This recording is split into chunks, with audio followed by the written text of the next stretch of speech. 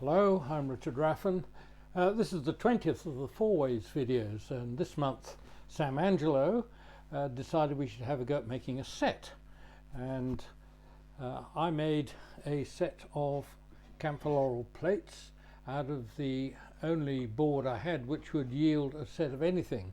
With my limited timber stocks these days, I'm pushed to make even a pair of something, but I have had to in this occasion. Unfortunately, all the files for the video I made on the plates were corrupted. I've spent about 3 days trying to load the things onto YouTube without any success. In fact, I can't even get them out of iMovie. So what you're going to see in this video is me making these two little plates, which are made the same way. So it's basically making a set about how to make two or more of the same thing. At least I assume that's what Sam had in mind. Now I'd encourage you to have a look at what the other three made, what sets they came up with, and you'll find the links to their videos in the notes to this video. So these are the camphor laurel plates made out of the only board I had which would yield more than two of anything. Main thing with the design of these, they've got a fairly broad foot, so that when you're cutting anything on a plate, it doesn't wobble around too much. When I used to make these as a production item, I would get orders for several dozen at a time, and I would take care to cut the blanks out very accurately, and after that I measured the depth, and that was about it. The depth, or they were all made on a single screw in those days. This was back in the 70s. And what I found by cutting them accurately and then turning them just to the maximum size I could, one batch of plates would look very similar to one made months or even years later. And I made those all through the 70s for David Mellor's kitchen shops in London. Now in this case, with these two little plates, going to have the same thing. This one's ended up very slightly higher than the other, but otherwise they match fairly well. I'm going to make both of the outsides first, and then turn one and copy, basically is the approach.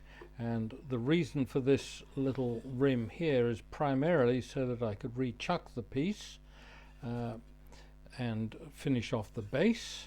But it also, I find, design-wise, people are more likely to buy a plate which has some kind of defined rim than one which is just smooth. There's something psychological going on there. The blanks I have here were cut in 522, so it's now late 24, so they should be pretty dry. It's carrot ash, came out of a crotch, and quite a bit of damage on that side. Also a hint of green, which might mean a bit of silica drawn up into the tree. Splits on the end anyway. We'll see what happens. Let's cut these out.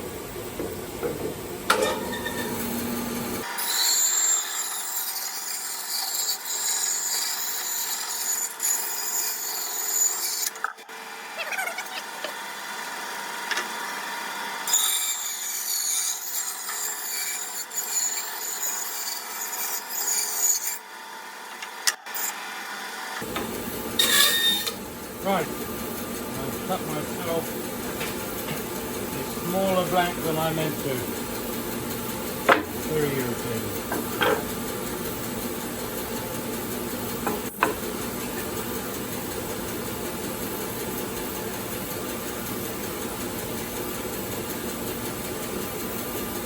Irritating, not to say careless. Anyway, there was a bit of a split there I was wondering about. And I had this huge split over here, so I'm going to move everything in that direction.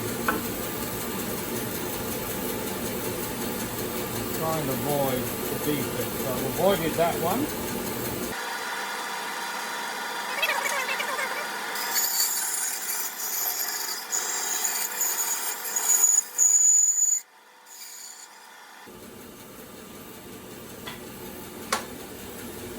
Right, I now go to the drill press to drill a little hole at the centre, a little recess. These have been drilled with the Forstner bit, 2 1/8 drill, and of the two, they're both about the same height there, or not there. This one is a shade thinner, but this one has the defects on the bottom, which are the big split, which I will want to take out. It's connected with a knot or with the pith just there, so not quite sure what's going to happen there. So I start with this one and make sure that it's thin enough that I'll be able to match this plate with that one when it gets made. So first thing is to get the outsides done. Start with this profile, and it's going on to some shark jaws here. I really don't like the look of this. It's got a little kind of dark lines around it. There's a hint of grey in there, and that usually means silica, which is going to take the edge off the tools, but I'll know very shortly. There's a split down to there at least, so I'm going to be down to around, it looks like it's 1 inch, 25 millimeters. So the first thing is just to get this flat with all what I perceive as defects eliminated. I don't really believe in filling splits with epoxy. They're always just splits filled with epoxy, never that attractive to my mind. So the first thing is to get this running true. Get it trued up. So off the bottom, 1/2 inch spindle gouge, 1/2 inch flute.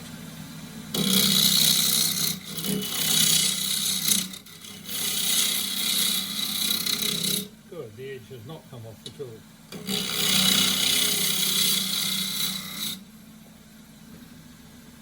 Screw up the side.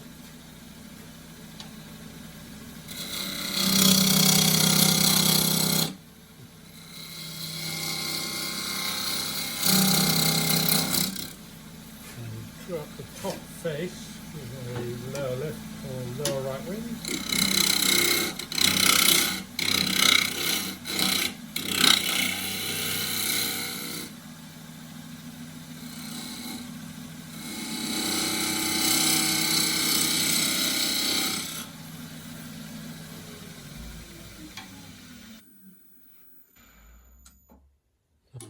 Because this is the only blank I've got, to make a pair of anything, I might have to do some repairs up here, which is something I favour doing ever. Still not completely flat on the top.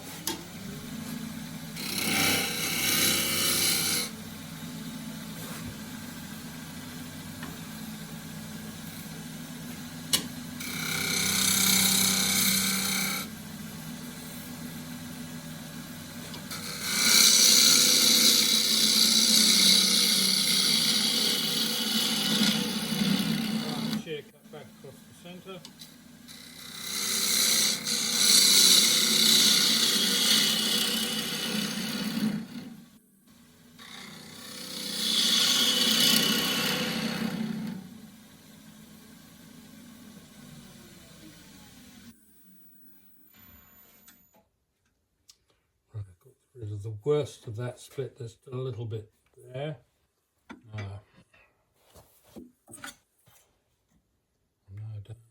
Only 5/8 of an inch, about 23 millimeters. I think I can probably come down a bit on that. I'm most anxious to get rid of the tail end of the split here, somewhere there. I'll just mark where that is on the top, on the top face too, in case I lose that.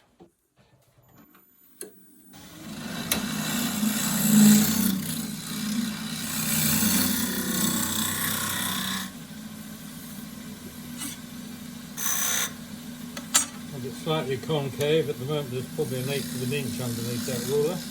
Now there, that's not cutting.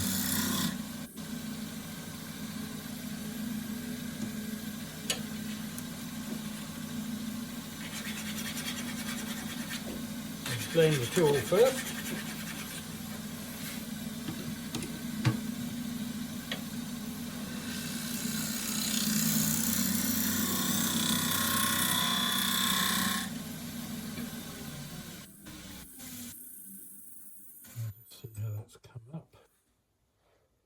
Still a little bit of the split coming back down to there. I'll take that away, I think.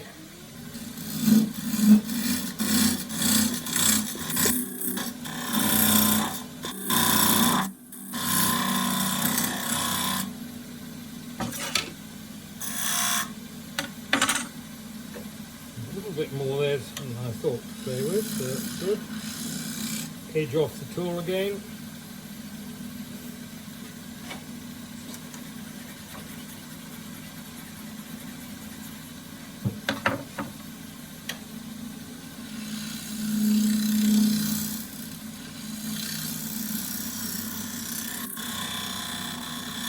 Feel very good there. Right, so there is silica or something hard in the wood. So cylindrical. Now I'm going to measure the height here, which I'm going to do in whatever's most convenient. I'm going to do it in millimeters. In millimeters, much easier. So that is 21.5. By the time I've finished, I'll make it 21.5. So that's the height of the blank. Now I haven't got any jaws, the jaws I've got, which I could take a piece straight out of the chuck of there, which is too close in. I want to put somewhere around there.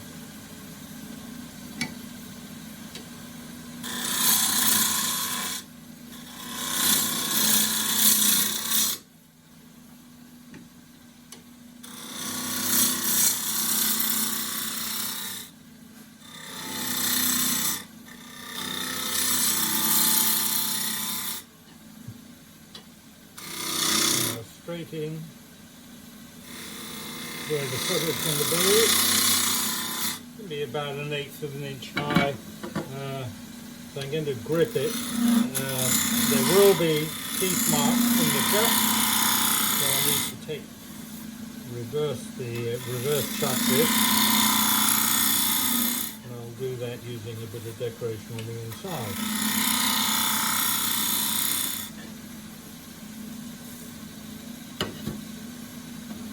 I'm just going to mark the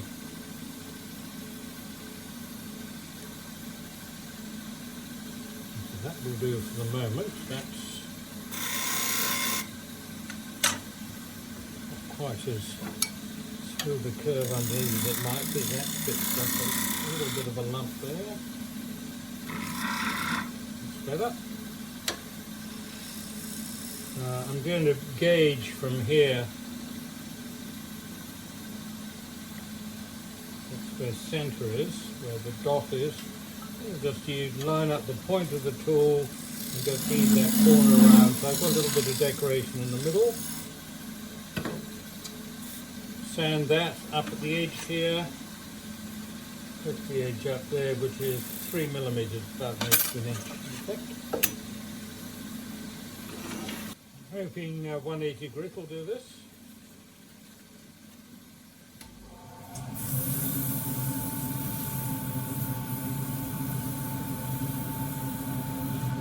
A few seconds will tell you.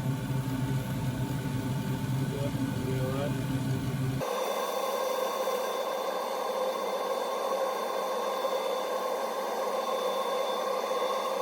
And 240 grit. Only with a utilitarian piece, you need to go any finer than that. I've always found it different. plate is too shiny, people won't use it in case they mess up the finish.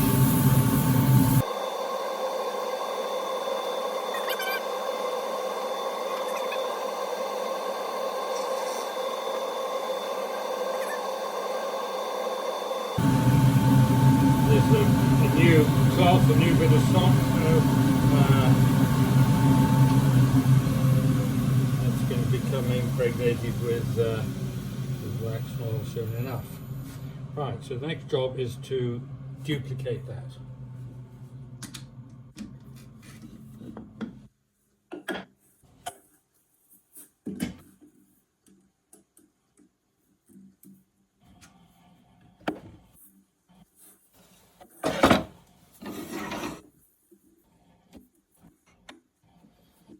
In this case, you just screw it up first.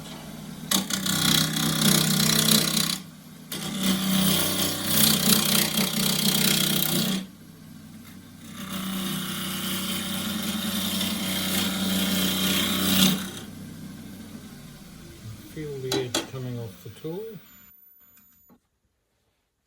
There's a streak of green and grey there, which that will be that. Now, fairly tight on the available wood here, so to find the top surface is fairly undulating, so find the lowest piece of that. It's very undulating.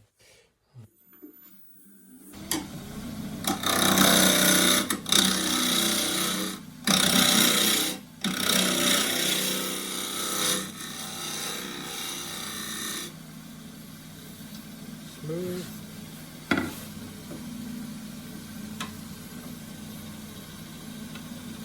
Now I need to know how high the plate is, so just measure that. Yes, so just put that on the on something flat, and 21 millimeters.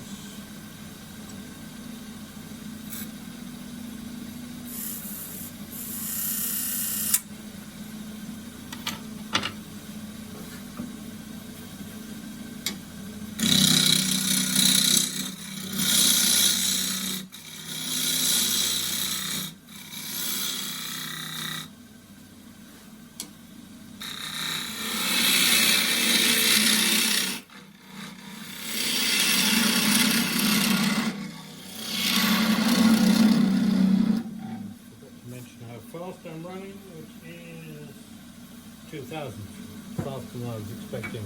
A lump has pulled out in the middle there. It's not a huge disaster, but fairly unusual. That's to do with the figure in the middle.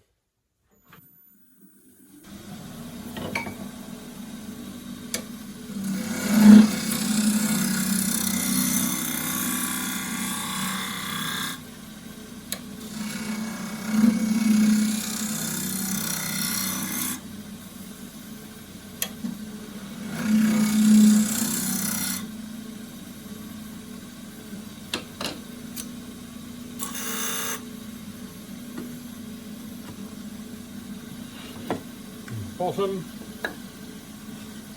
lay out the overall foot I've got is 1110 mil, so 55, centre is there, 55, back down 11, so ballpark is fine.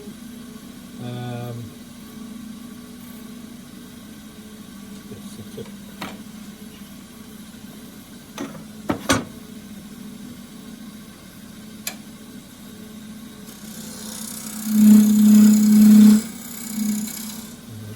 Decoration while I think about it.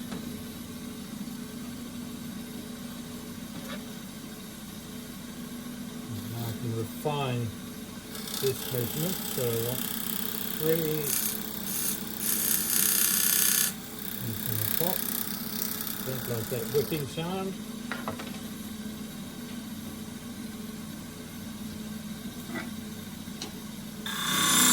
Whipping sound normally means some kind of split.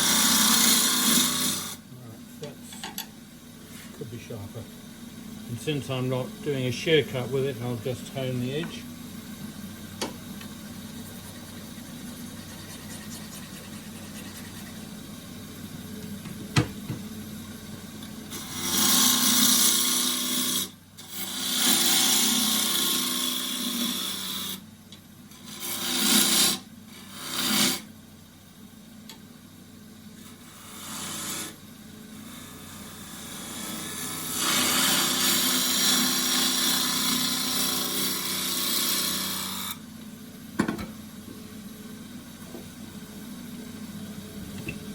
Now the edges come off.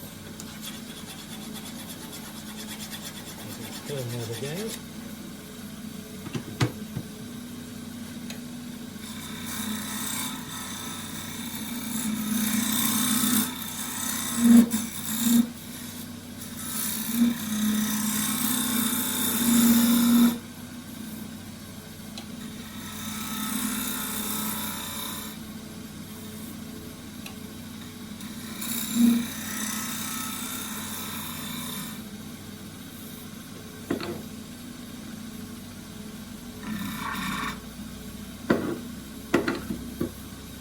Just a shade more cylindrical, does not need to be dovetailed. But you've got a nice smooth curve there and the jaws just sit up to there, but that'll true it up.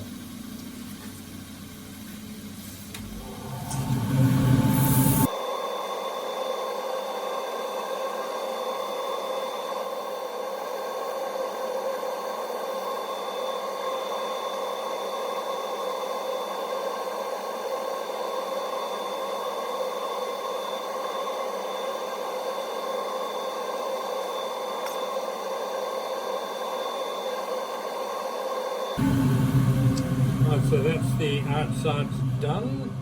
That is not actually as smooth as it should have been. I'll do it when I turn it right. Right, just two, which are pretty much the same.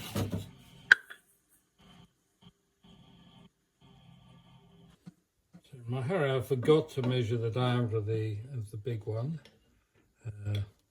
So I've set that on these dividers, and it's a shade difficult to do it now. It hasn't got to come down very much,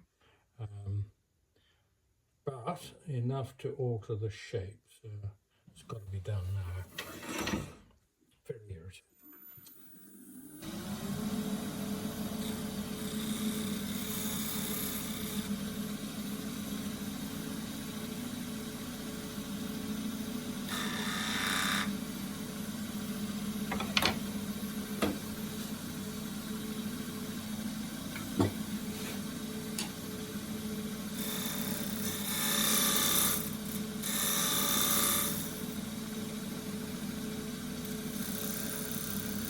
That's not cutting anything at all there.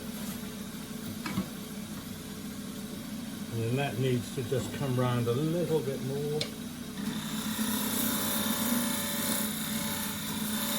Now back where we were, where we should be.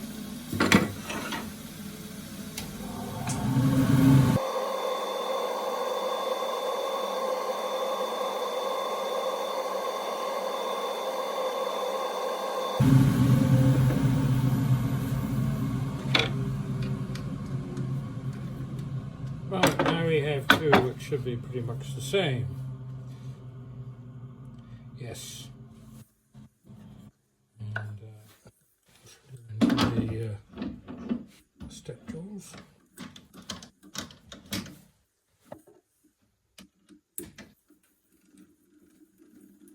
That's going to be right on the maximum. I didn't think to measure that. And I've got away with it, thank goodness. Right, so there will be 8 teeth marks in there.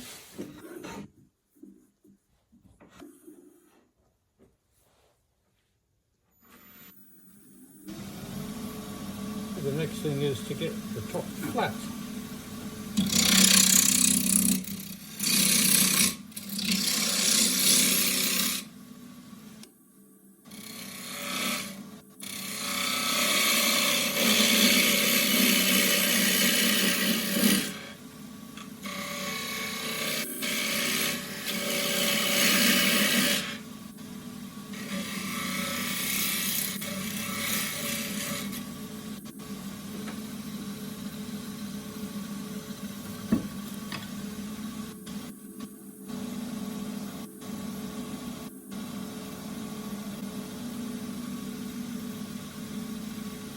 Measure it off the rest. Doesn't need to go in very far.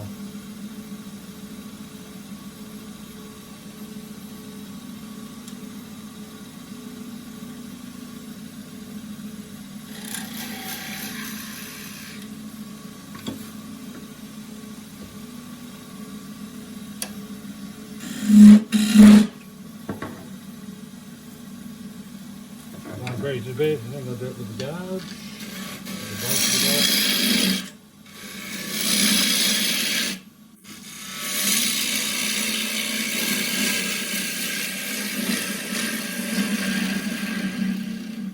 So this tool is blunt just on the tip, but I'm able to use just round the corner just for the moment.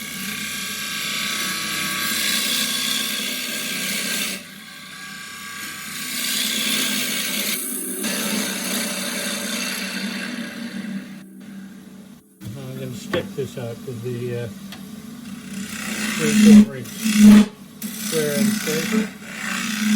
Not quite square, it's very slightly radiused, and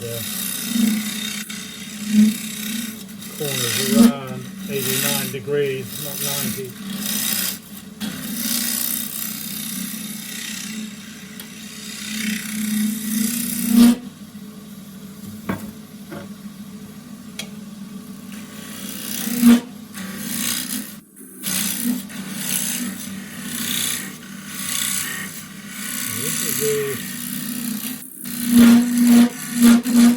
My shear scraper, which has a slightly tighter radius.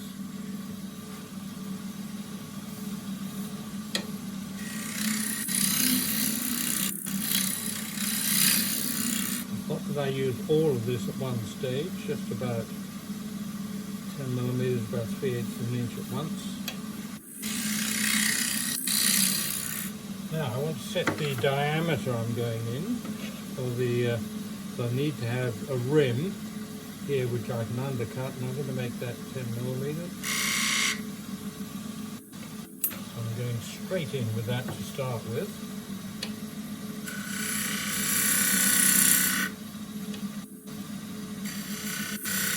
And that establishes where it is. And come up with my scraper there, and I want to get in there. I can tilt the shear scrape off an edge and shear scrape in underneath a bit, but it's getting a little bit tight.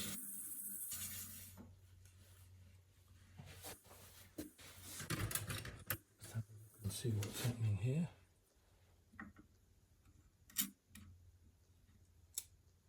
Oh, I've got heaps more than I thought. Not up there, but heaps further down below. So I'll go down another 1/8 of an inch.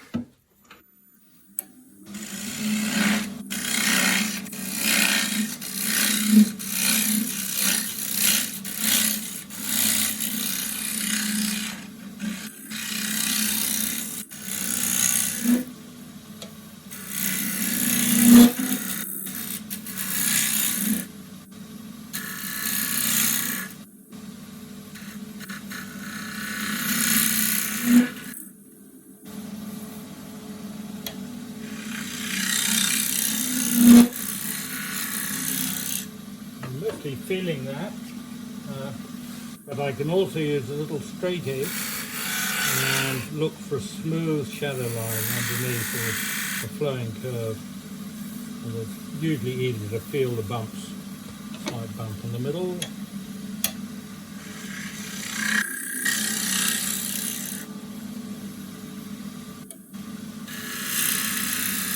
I'm going to tilt that in a little bit. This is going to be rounded on the outside, mostly by sanding. Now I've got a little tool here which is designed for undercutting rims and things like this. It's an old skew chisel.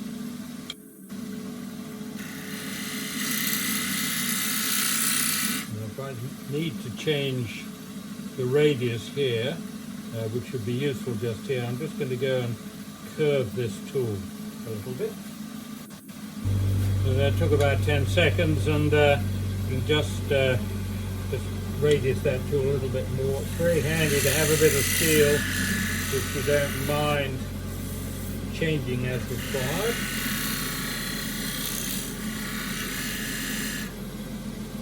And I can also use that bit to come down in there a bit.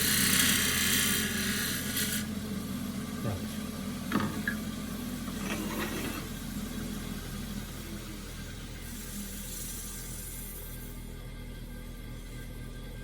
sand that. That's what's taking the edge off the tools.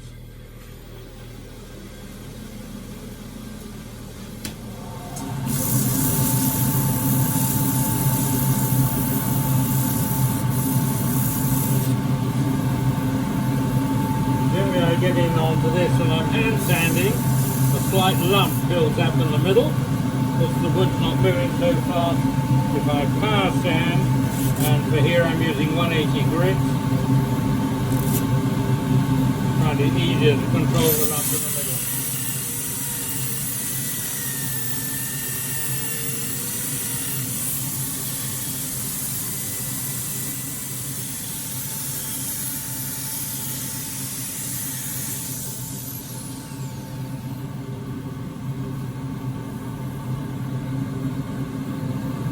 Bit of picked up rain there. So, a little bit more over there.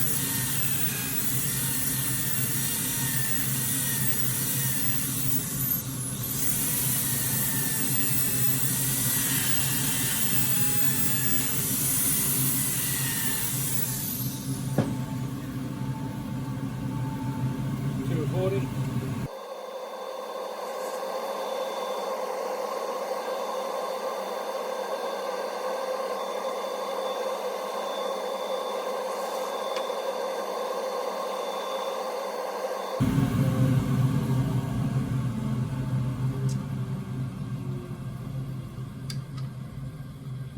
So that's the first one done.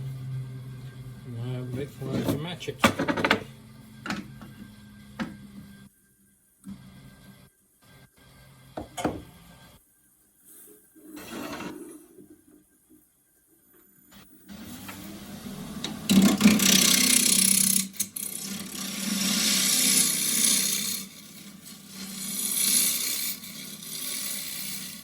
The main thing is to follow the same routine, because if you don't, you find things get out of hand, and just slightly different techniques will land you in trouble. This means the results will be slightly different.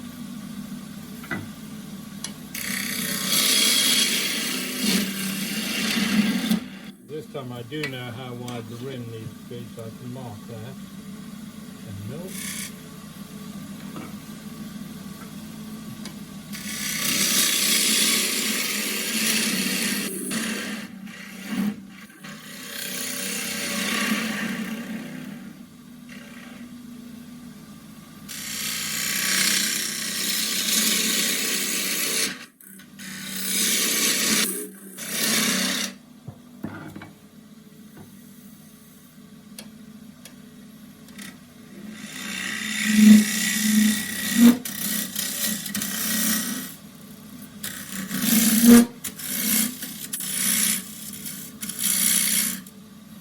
Straight in here.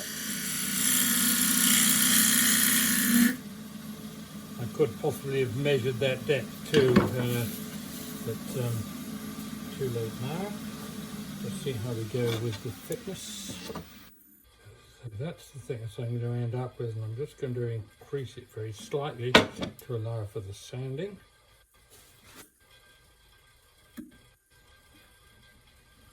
I really feel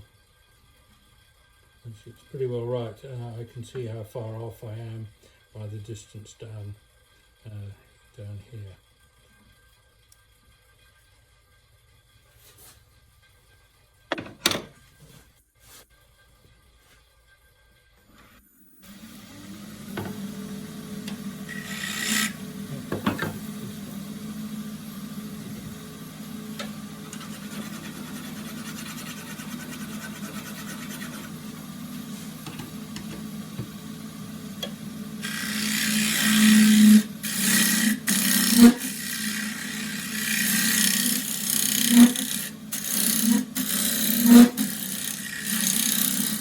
Kind of whipping sound in there means a split of some sort. And just beginning to come into that bit.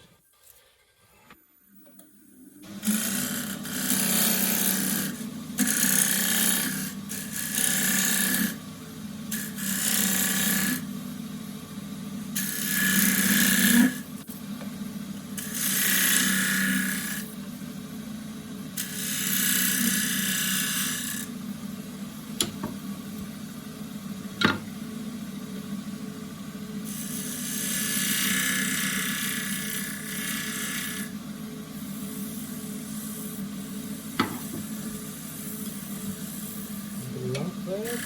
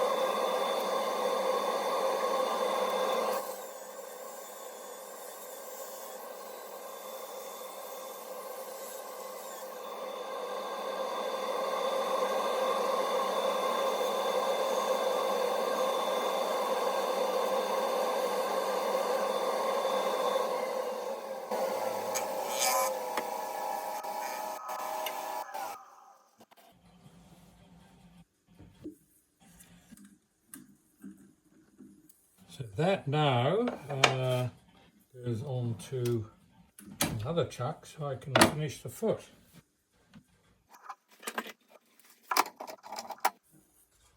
Very, very little to come off there at the bottom.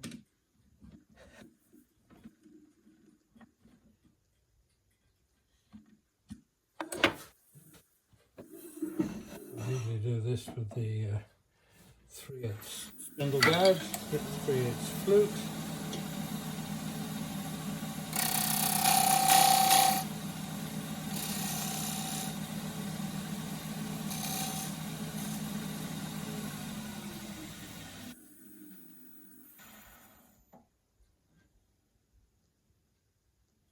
Just a teeny bit there.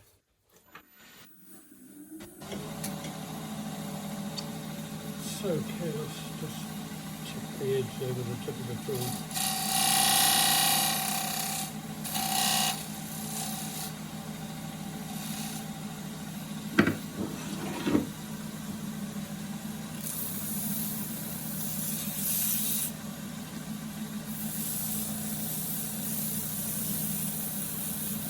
If that was a really bad catch, I'd have to think in terms of hiding the line, which there is, with a groove. I've really got a groove on the outside here, so I just have to sand it away. And if it was a little bit worse, I'd have to turn it away.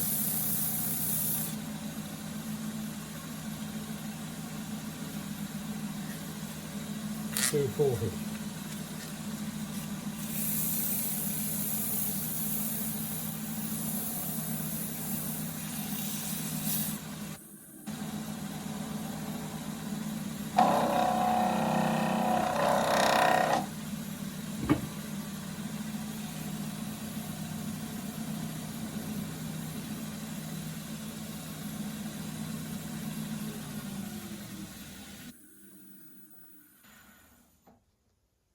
Line round there, which is some kind of a burnish mark.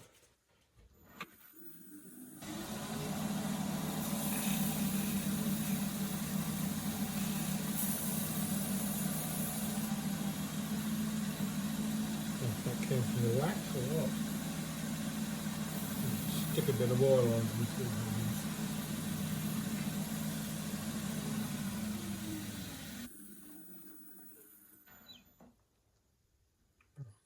Looks okay.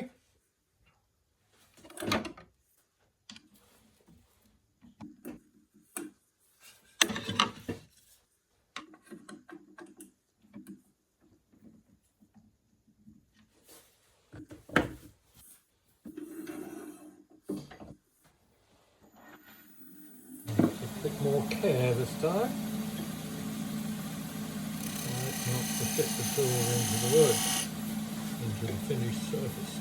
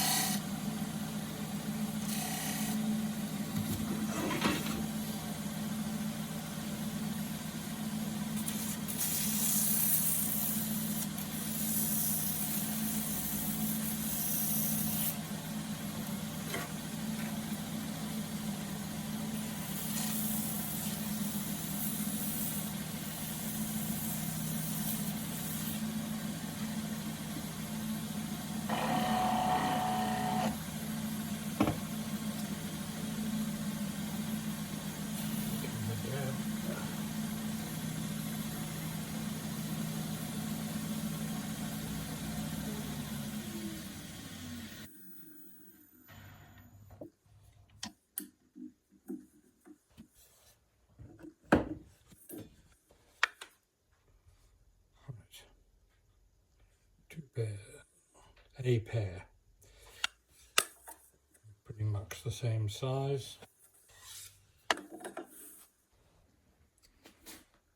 So here we are, a pair of plates. One is very slightly higher than the other, but at least they look like a matching pair, and they are pretty much the same size.